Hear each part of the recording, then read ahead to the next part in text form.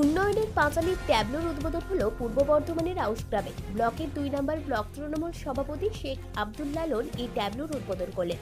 ব্লকের 7টি অঞ্চলে ঘুরবে এই ট্যাবলো।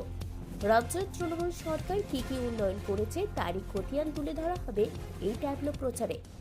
মাননীয় মুখ্যমন্ত্রী আমাদের সেনাপতি অভিষেক ব্যানার্জির নির্দেশে আমরা আউশগ্রাম বিধানসভা আউশগ্রাম 2 নম্বর ব্লকের সমস্ত সংঘ মহাসংঘ আমার নারী শক্তিকে সঙ্গে নিয়ে 7টি অঞ্চলের ওই যে দিদির যে প্রোগ্রাম সেইটা হচ্ছে কি উন্নয়নে পাঁচালী 95টা স্কিম, দুয়ারে সরকার, দুয়ারে রেশন, সবটাই আমরা দুয়ারে যে 95টা স্কিমের বার্তা সেইটা মানুষের কাছে পৌঁছানো দেওয়ার জন্য আজকে শুভ উদ্বোধন আমরা আউশগ্রাম বিধানসভা আউশগ্রাম 2 নম্বর ব্লকে অমরপুর অঞ্চলের ব্লক পার্টি অফিস থেকে শুরু করলাম।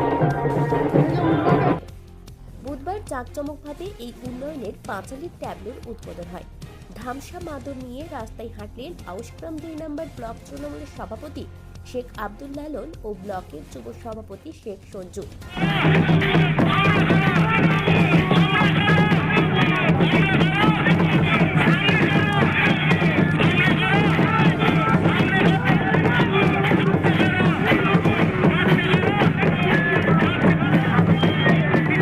বিরোধীদের শতক উৎসাহ সত্ত্বেও 26-এর বাংলায় নির্বাচনে তৃণমূলই শেষ হাসি হাসবে বলে দাবি করলেন আউশগ্রাম 2 নম্বর ব্লকের যুব তৃণমূল নেতা শেখ সঞ্জু।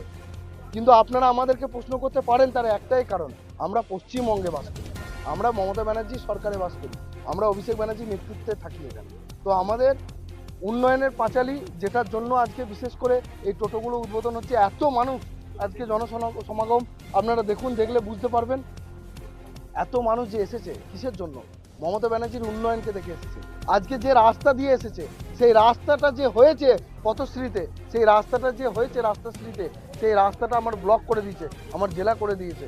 তাহলে আমি কিন্তু রাস্তায় আস্তে আস্তে উন্নয়ন দেখতে দেখতে আসছি। এরপরে তার পাঁচালী গান শুনতে শুনতে আমরা এরপরে নিদ্রায় যাব বা আমরা নিজেরা বিশ্রাম করতে যাব।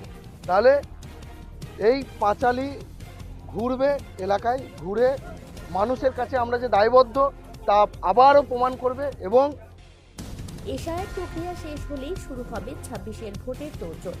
তার আগেই উন্নয়নের পাঁচালীর ট্যাবলো জায়গায় জায়গায় ঘুরিয়ে শাসক দল মানুষকে বোঝানোর চেষ্টা করছে কেন তারা তৃণমূল কংগ্রেসকে ভোট দেবেন। পূর্ব বর্ধমানের আউশগ্রাম থেকে অনুরাধা সেনগুপ্ত রিপোর্ট, খাঁটি খবর।